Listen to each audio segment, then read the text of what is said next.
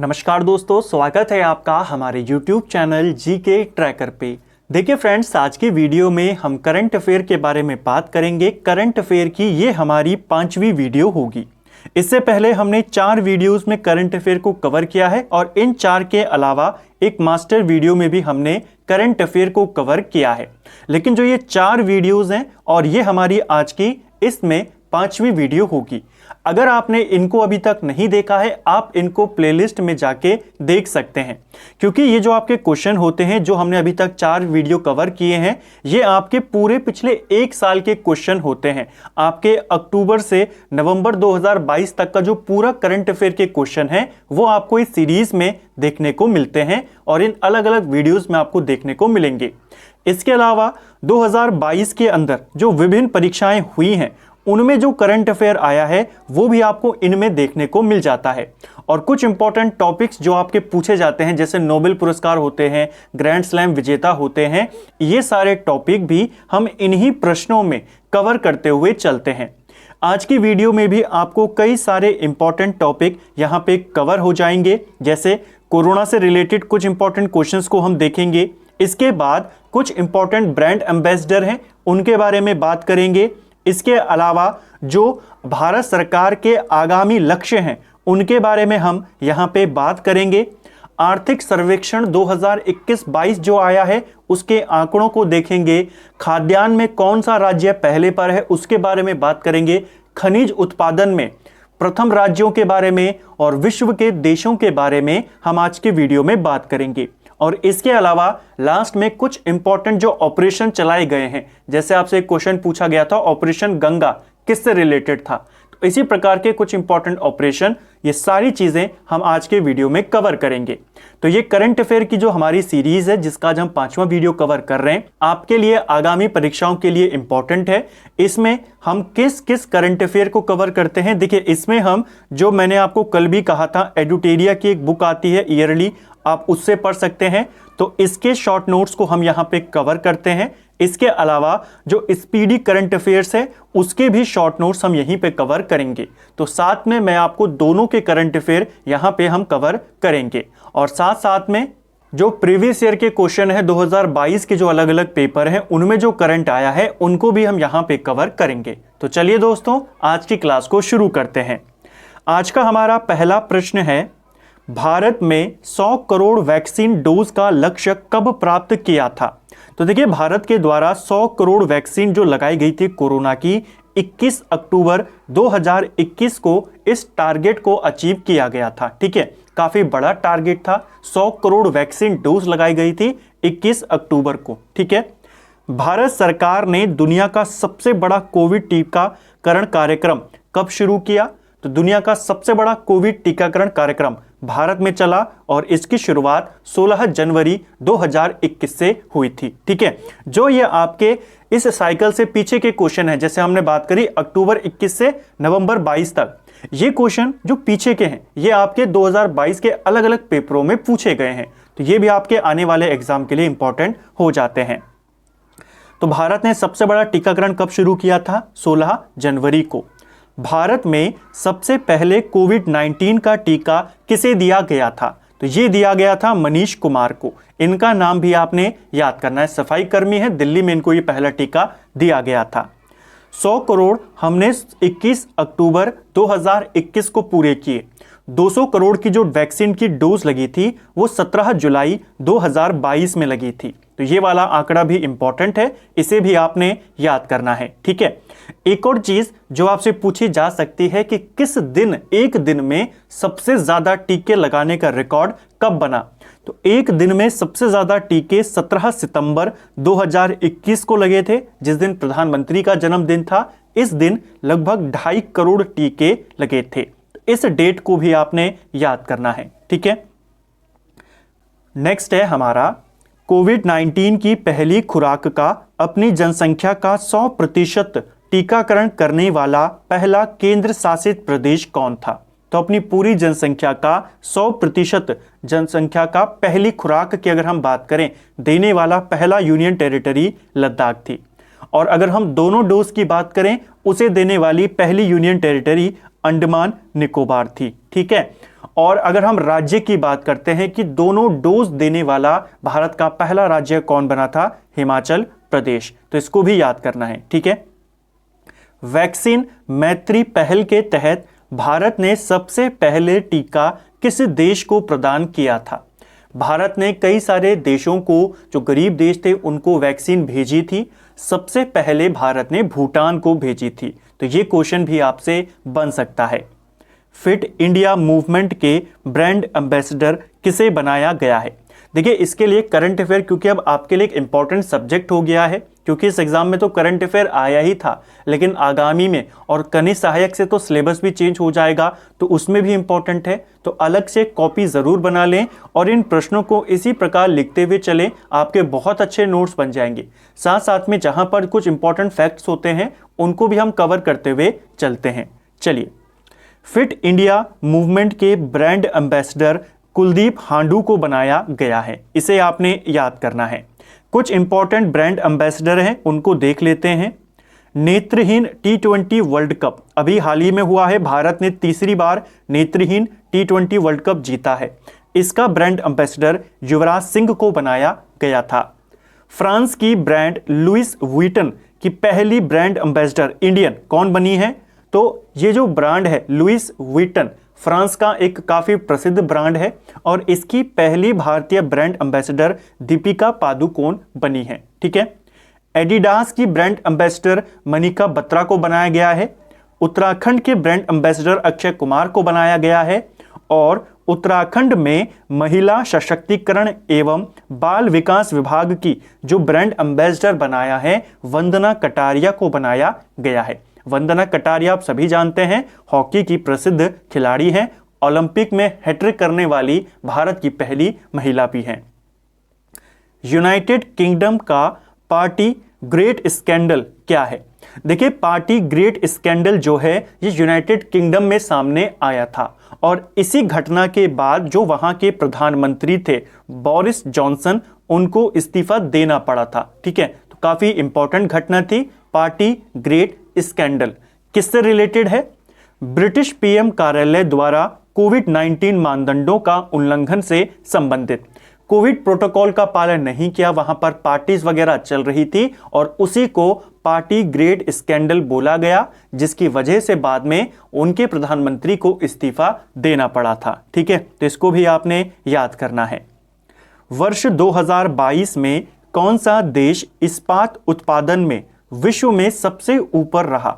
तो इस्पात उत्पादन में विश्व में पहले नंबर पर रहा चाइना। ठीक है, केंद्रीय पर्यावरण, वन एवं जलवायु परिवर्तन मंत्रालय के द्वारा किस दिन को डॉल्फिन डे के रूप में मनाने की घोषणा की गई है?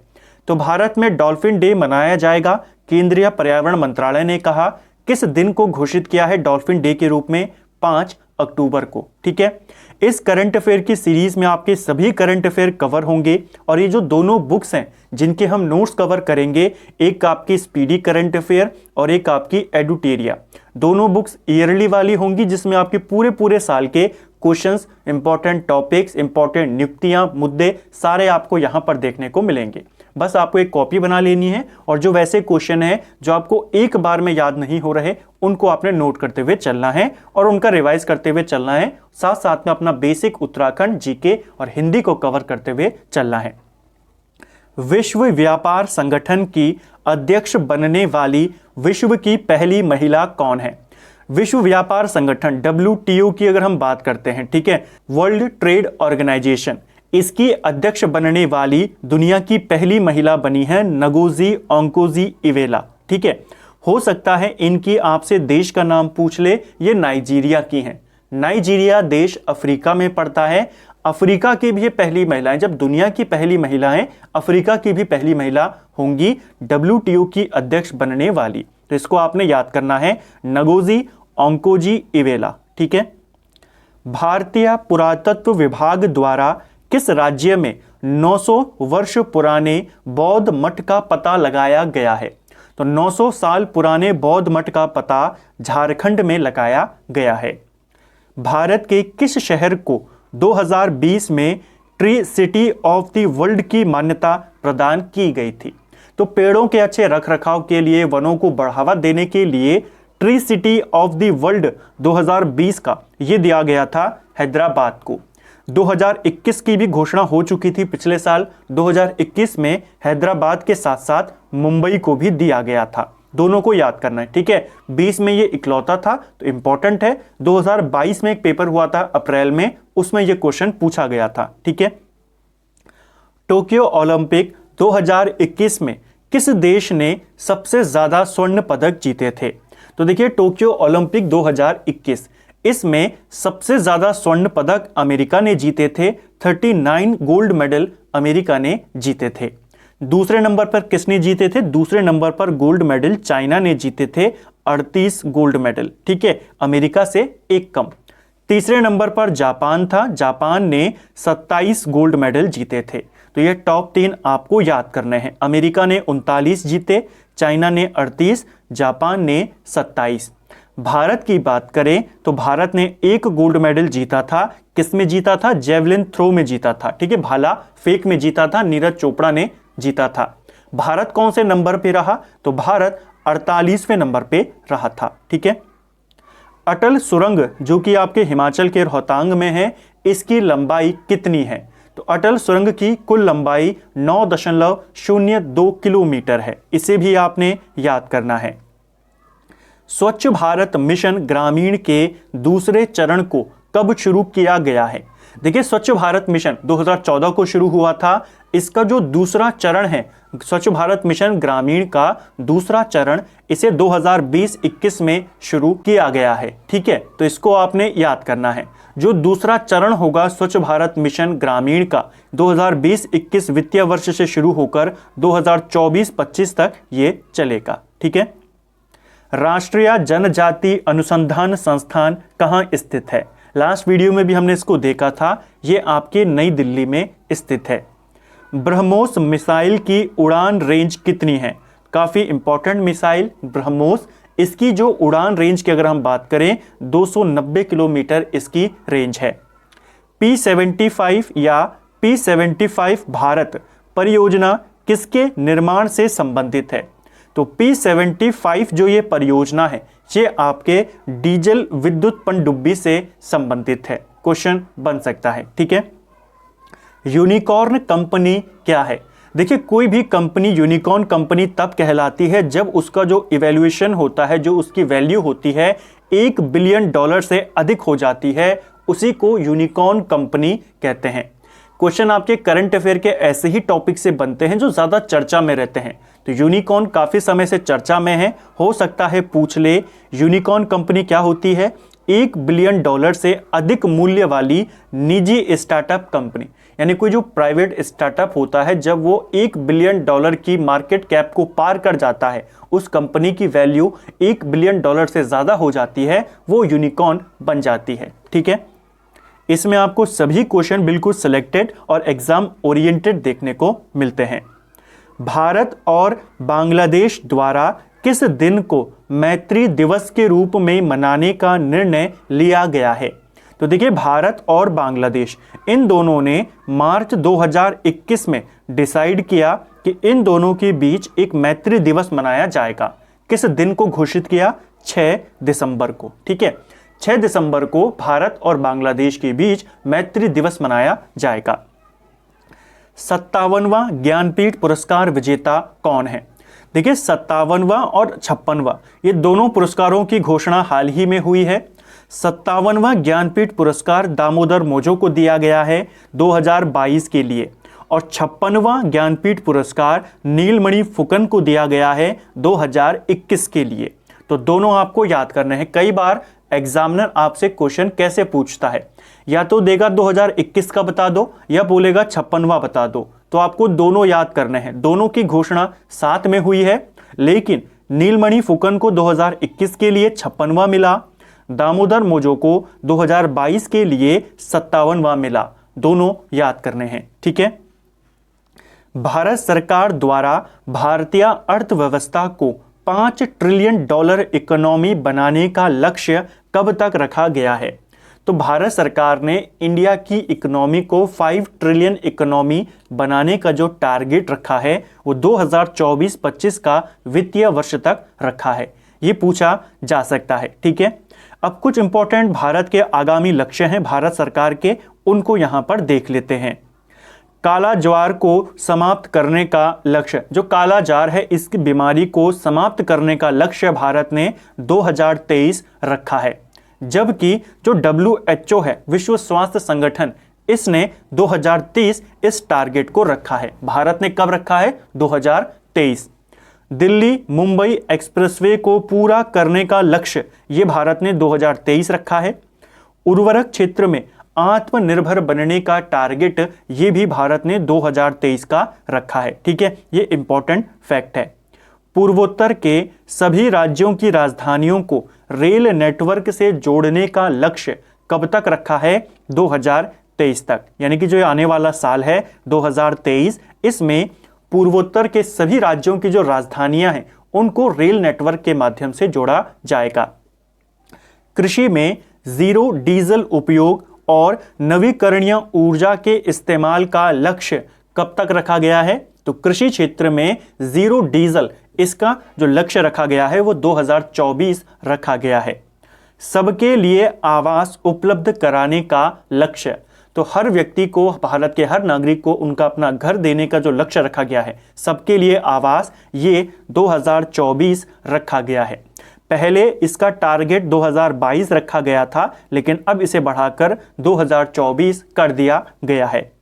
डिजिटल रेडियो लॉन्च करने का टारगेट कब तक का रखा गया है? तो भारत सरकार के द्वारा भारत में एक डिजिटल रेडियो लॉन्च किया जाएगा, टारगेट रखा है 2024 तक। ठीक है, हर घर में नल से जल का टारगेट कब तक रखा गया है? तो ये रखा गया है 2024 तक। नल से जल हर घर में आएगा, इसका मतलब ही यही है, स्वच्छ जल की आपूर्ति करना, कि हर घर में नल से जल आए और जल स्वच्छ हो। तो ये टारगेट है 2024 तक। सभी गांवों में ऑप्टिकल फाइबर बिछाने का टारगेट कब तक रखा गया है? तो देश के सभी गांवों में ऑप्टिकल फाइबर बिछाने का टारगेट 2025 रखा गया है। ये इंपॉर्टेंट है। भारत को टीबी मुक्त करने का लक्ष्य कब तक रखा गया है? तो टीबी मुक्त करने का लक्ष्य 2025 रखा गया है। विश्व की तीसरी सबसे बड़ी अर्थव्यवस्था बनने का टारगेट कब तक रखा गया है? तो भारत को विश्व की तीसरी सबसे बड़ी अर्थव्यवस्था बनाने का टारगेट 2030 तक का रखा गया है। और मलेरिया उन्मूलन, यानी भारत से मलेरिया को खत्म करने का टारगेट 2030 रखा गया है। तो ये कुछ इंपॉर्टेंट टारगेट भारत सरकार के आगामी लक्ष्य जो आपको याद करने हैं, क्वेश्चन बन जाते हैं। ठीक है, विश्व मानसिक स्वास्थ्य दिवस कब मनाया जाता है? तो विश्व मानसिक स्वास्थ्य दिवस ये हर साल 10 अक्टूबर को मनाया जाता है। 2022 में किस राष्ट्रीय उद्यान में गेंडों के लिए अबोर्ड ऑफ द यूनिकॉर्न नामक स्मारक का अनावरण किया गया? सीधा क्वेश्चन बन जाएगा, अबोर्ड ऑफ द यूनिकॉर्न्स ये स्मारक कहाँ है? तो ये आपके असम में है। असम में एक नेशनल पार्क है, काजीरंगा नेशनल पार्क, और यहाँ पर इस स्मारक का अनावरण किया गया है। इंपॉर्टेंट है, याद करेंगे। उत्तराखंड के किन उत्पादों को सितंबर 2021 में जीआई टैग प्राप्त हुआ था? इंपॉर्टेंट है, जीआई टैग की बात करते हैं तो ऐसे कौन कौन से उत्पाद थे उत्तराखंड के जिनको जीआई टैग मिला है, इनको देख लेते हैं।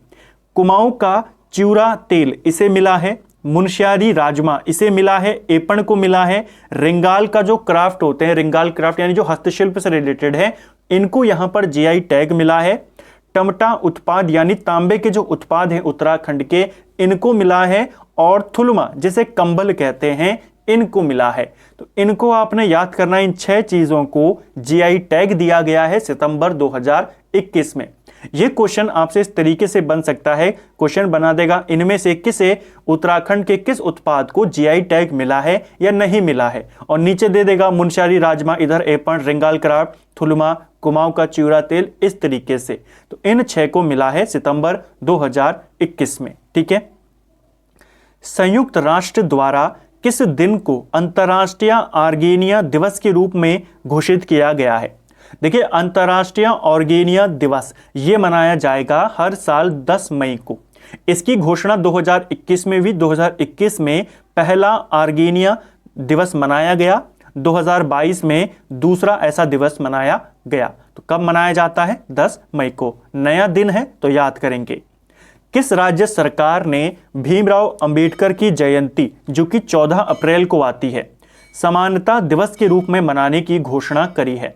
देखिए, जो समानता दिवस मनाया जाएगा भीमराव अंबेडकर की जयंती के दिन 14 अप्रैल को, यह घोषणा तमिलनाडु की सरकार ने करी है। इसको आपने याद करना है। तमिलनाडु के मुख्यमंत्री कौन है? तमिलनाडु के मुख्यमंत्री है M.K. स्टैलिन। ठीक है, इन्होंने घोषणा करी है कि जो 14 अप्रैल है भीमराव अंबेडकर की जयंती, इसे समानता दिवस के रूप में मनाया जाएगा। ठीक है, वित्तीय वर्ष 2022-23 की में भारत की आर्थिक विकास दर कितना रहने का अनुमान है? काफी इंपॉर्टेंट है। वित्तीय वर्ष 2022-23 की अगर हम बात करते हैं, भारत की जो आर्थिक विकास दर का अनुमान है 9.2% रहने का अनुमान लगाया गया है। जो पिछला वित्तीय वर्ष था 2021-22, उसमें भारत की विकास दर 8 से 8.5% के बीच में रहने का अनुमान था, लेकिन 22-23 का जो अगला वर्ष हमारा होगा, इसमें 9.2% का अनुमान लगाया गया है। झारखंड का पहला PM गति शक्ति कार्गो टर्मिनल किस राज्य में तैयार किया गया है? तो भारत का पहला है। और इस सीरीज में अगर आप प्रीवियस वीडियोस को भी देखोगे, ज्यादातर क्वेश्चन आपको इसी पैटर्न के मिलेंगे, यही आपके करंट अफेयर में आते हैं। और ये सभी क्वेश्चन ऐसे हैं, आपके लिए आने वाले कई सारे एग्जामों में ये इंपॉर्टेंट रखेंगे, क्योंकि जो चीज पहली बार घटित होती है वो हमेशा पहली रहेगी। तो भारत का पहला PM गति शक्ति कार्गो टर्मिनल ये झारखंड में तैयार किया गया है। ठीक है, मार्च 2022 में इसे तैयार किया गया था। झारखंड में एक स्टेशन है थापर नगर स्टेशन, वहां पर पहला PM गति शक्ति कार्गो टर्मिनल बनाया गया है। संयुक्त राष्ट्र द्वारा किस वर्ष को अंतर्राष्ट्रीय मोटा अनाज वर्ष घोषित किया गया है? बहुत इंपॉर्टेंट क्वेश्चन। देखिए, क्यों है उसके बारे में भी हम बात करेंगे। अंतर्राष्ट्रीय मोटा अनाज वर्ष ये UN के द्वारा 2023 को घोषित किया गया है। किस देश के प्रस्ताव पर घोषित किया गया? भारत के कहने पर। ठीक है, भारत ने UN में एक प्रस्ताव रखा था 2021 में, और भारत के उस प्रस्ताव को UN ने स्वीकार किया और फिर 2023 को अंतर्राष्ट्रीय मोटा अनाज वर्ष के रूप में घोषित कर दिया। तो इसको आपने याद करना है, प्रस्ताव भारत ने 21 में रखा था। ठीक है, वर्चुअल डिजिटल परिसंपत्ति से होने वाली आय पर कितने प्रतिशत की दर से टैक्स लिया जाएगा? देखिए, अगर कोई ऑनलाइन जो करेंसी है, जैसे क्रिप्टो करेंसी है, उससे अर्निंग करता है तो उस पर 30% का टैक्स लिया जाएगा। क्वेश्चन बन सकता है कि वर्चुअल डिजिटल परिसंपत्ति यानी कि जो डिजिटल करेंसी होती है, जो फेमस है आपकी डॉजी कॉइन भी होती है, एक क्रिप्टो करेंसी है सबसे फेमस, तो उस पर कितना टैक्स लगेगा? 30% का टैक्स लगेगा। आर्थिक सर्वेक्षण 2021-22 के अनुसार कोरोना महामारी से कौन सा क्षेत्र सबसे कम प्रभावित हुआ था? देखिए, अर्थव्यवस्था के 3 मुख्य क्षेत्र माने जाते हैं, प्रथम, द्वितीय और तृतीय। प्रथम में कृषि आ जाती है, दूसरे में उद्योग आ जाते हैं, तीसरे में सेवा आ जाती है। जो सबसे कम यहां पर प्रभावित हुआ कौन सा क्षेत्र था? तो वो था कृषि संबंधी क्षेत्र।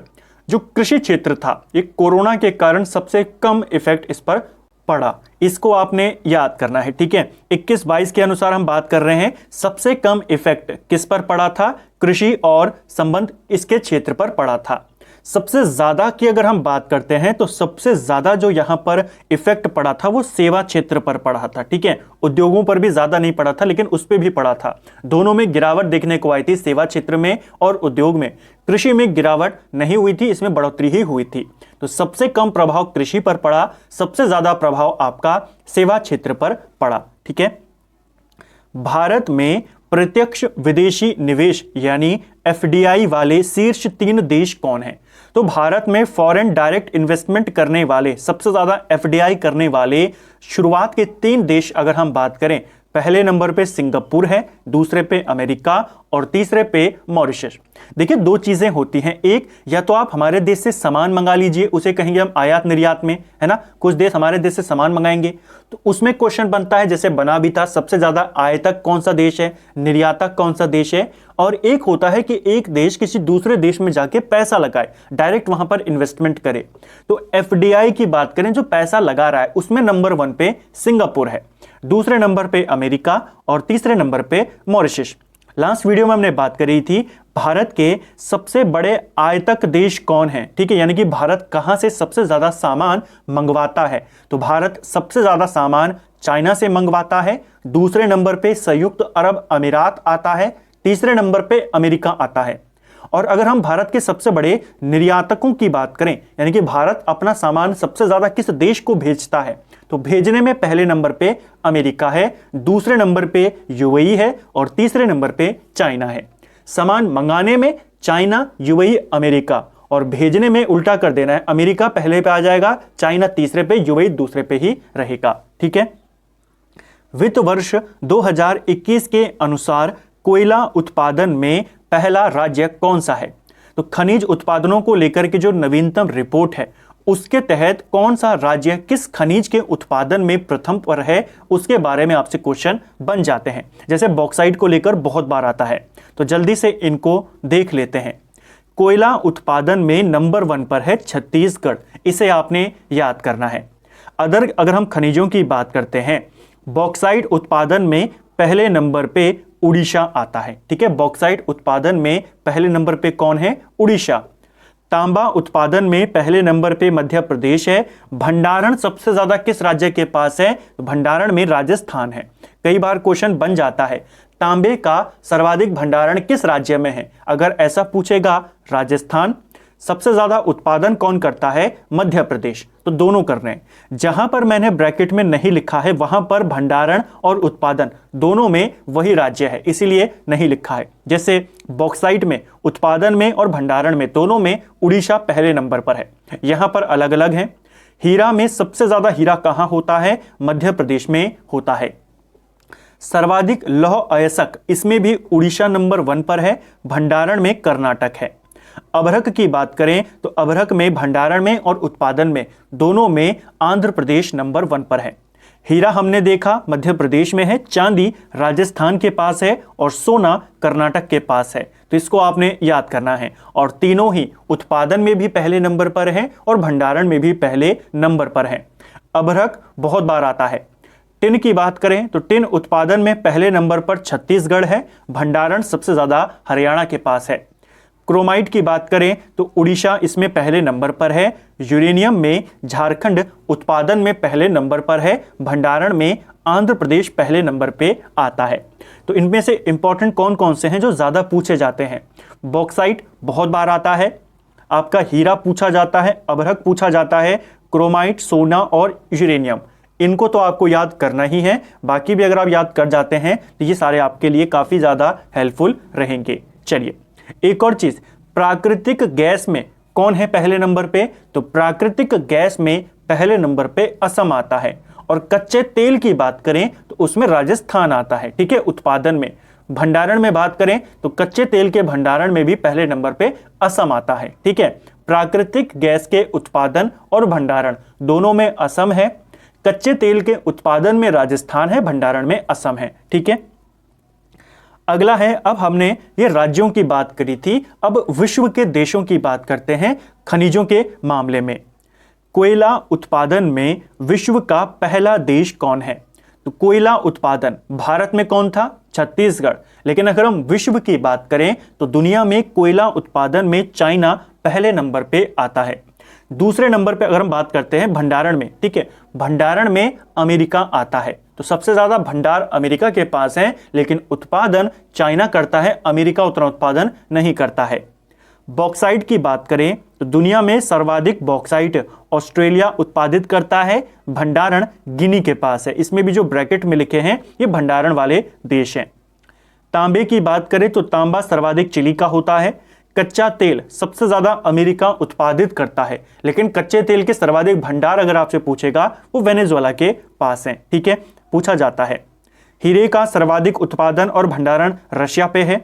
सोने में चाइना नंबर 1 पर है, भंडारण में ऑस्ट्रेलिया है।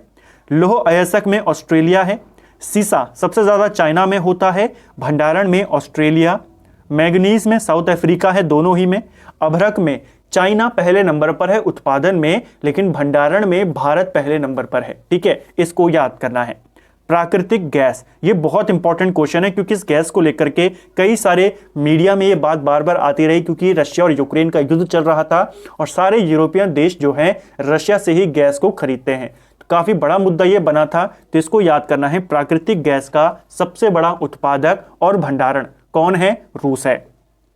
चांदी की बात करें, सर्वाधिक चांदी मैक्सिको में होती है, लेकिन इसका भंडार पेरू के पास है। टिन की बात करें, चाइना पहले नंबर पर है। क्रोमाइट में साउथ अफ्रीका है, भंडारण में कजाकिस्तान है। तो ये कुछ हमने यहाँ पे खनिज देखे, भारत के राज्यों को देखा, दुनिया के देशों को देखा। चलिए, यहां से भी आपके क्वेश्चन बनते हैं। अब बात करते हैं कुल खाद्यान्न में उत्पादन में प्रथम राज्य कौन है। अब कृषि से रिलेटेड कुछ इंपॉर्टेंट यहां पर खाद्यान्न है, इनके बारे में देखते हैं। कौन किस फसल के उत्पादन में पहले नंबर का राज्य है। ठीक है, कुल खाद्यान्न की बात करें कि सभी प्रकार के खाद्यान्नों में अगर हम सबको ओवरऑल कर दें तो कुल खाद्यान्न में पहले नंबर पे यूपी आता है। तिलहन उत्पादन में पहले नंबर पे कौन सा राज्य है? तो तिलहन में राजस्थान आता है। सब्जी उत्पादन में यूपी आता है। फल उत्पादन में आंध्र प्रदेश। बागवानी में केरल पहले नंबर पर है। चावल उत्पादन में बंगाल आता है। गेहूं में यूपी आता है। मक्का में कर्नाटक आता है। तो देखिए, चावल में पहले नंबर पे बंगाल है, गेहूं में यूपी है। मक्का सर्वाधिक कर्नाटक में होता है। सबसे ज्यादा मोटा अनाज राजस्थान में होता है। सर्वाधिक बाजरा राजस्थान में होता है। सर्वाधिक चीनी, जो नया वित्तीय वर्ष है इसमें सर्वाधिक चीनी में महाराष्ट्र नंबर 1 पे था। ठीक है, कपास की बात करें तो सर्वाधिक कपास का उत्पादन इस वर्ष में गुजरात में पहले नंबर पर है। सोयाबीन में मध्य प्रदेश है। चाय में असम है। कॉफी में कर्नाटक है। ये चाय और कॉफी बहुत बार आती है। मसाला उत्पादन में अगर आपको पूछेगा कि नए वर्ष में मसाला उत्पादन में पहले नंबर पे कौन रहा है, ये मध्य प्रदेश रहा है। और सेब उत्पादन में जम्मू कश्मीर रहा है। तो ये भारत के कुछ इंपॉर्टेंट फसल, सब्जी और फल उत्पादन वाले राज्य थे जिनके बारे में आपसे पूछा जाता है। खास तौर पर आपसे तिलहन पूछ लेता है, कुल खाद्यान्न पूछ लेता है, चाय कॉफी पूछ लेता है, मसाला, गेहूं, चावल, इनके आपको याद करना है, और मक्का ये भी आपसे पूछा जाता है। अगले में हम बात करेंगे कुछ इंपॉर्टेंट ऑपरेशन और अभियानों के बारे में। बाल यौन शोषण से जुड़ी सामग्री को ऑनलाइन प्रसारित करने वालों के खिलाफ ऑपरेशन मेघचक्र किसने शुरू किया था? तो देखिए, ऑपरेशन मेघचक्र का संबंध किससे था? बाल यौन शोषण से जुड़ी हुई सामग्री को ऑनलाइन जो प्रसारित कर रहे थे उनके खिलाफ था ऑपरेशन मेघचक्र।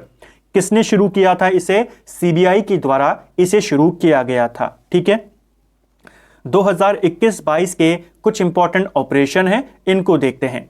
पहला है ऑपरेशन नारकोस।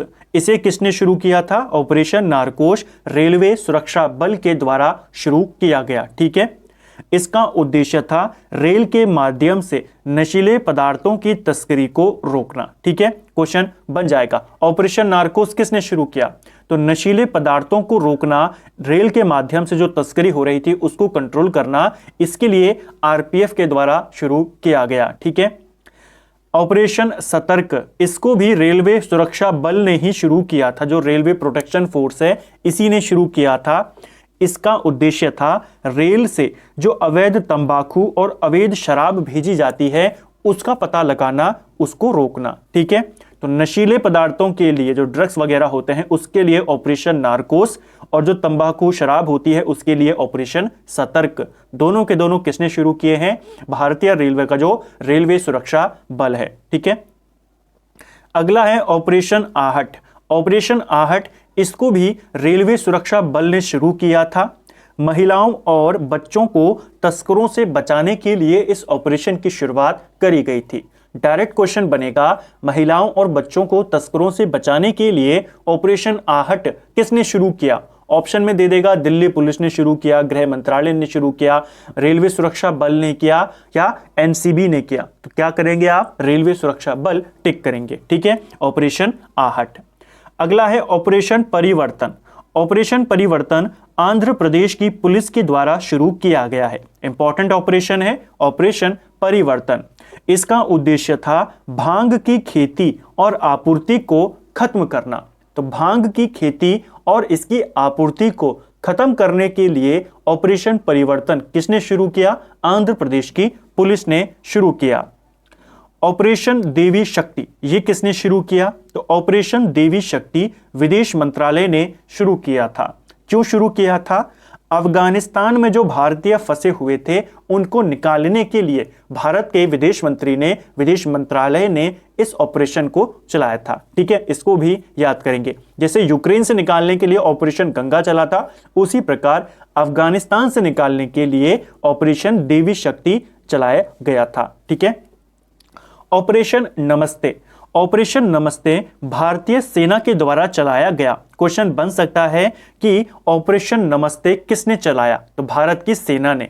इसका उद्देश्य था सेना के द्वारा खुद को कोरोना संक्रमण से बचाने के लिए इस ऑपरेशन को चलाया गया था। तो इसको भी आपने याद करना है। ठीक है, तो ऐसे क्वेश्चन आपसे बन जाते हैं इन ऑपरेशनों को लेकर के। तो फ्रेंड्स, ये था हमारा करंट अफेयर का, हमने आज 5वां वीडियो यहाँ पे कवर किया हमारी इस सीरीज का। उम्मीद करता हूं आपको वीडियो पसंद आया होगा। अगर आपको ये वीडियो पसंद आई है तो वीडियो को लाइक करें। अगर आप चैनल पर पहली बार आए हैं, चैनल को सब्सक्राइब करें, अपने दोस्तों के साथ शेयर करें। और इसमें हम इसी प्रकार आपके पूरे पिछले 1 साल के करंट अफेयर को यहाँ पर कवर कर जाएंगे। क्वेश्चन के रूप में करेंगे, उनसे रिलेटेड जितने भी आपकी सारी इंपॉर्टेंट टेबल्स होती हैं, इनको अगर आप बुक से पढ़ने जाएंगे तो आपको पढ़ने में समस्या आती है। उनको किस तरीके से सेलेक्ट किया जाए, कौन से क्वेश्चन इंपॉर्टेंट हैं। प्रीवियस ईयर के क्वेश्चन आपको एक जगह पर नहीं मिल पाते, जो पूछे गए हैं, चाहे वो एसएससी का हो, चाहे वो रेलवे के एग्जाम हो, वो सब आपको इस सीरीज में देखने को मिलेंगे। साथ में इसके हम जो हमारी जीएस, उत्तराखंड और हिंदी की एमसीक्यू सीरीज है, उसको भी हम जल्दी ही कंटिन्यू करेंगे, ताकि आपका बेसिक चीजें भी चलती रहें और करंट अफेयर भी आपका अच्छे से मजबूत हो जाए। उम्मीद करता हूं आपको ये सीरीज पसंद आई होगी। Thank you friends.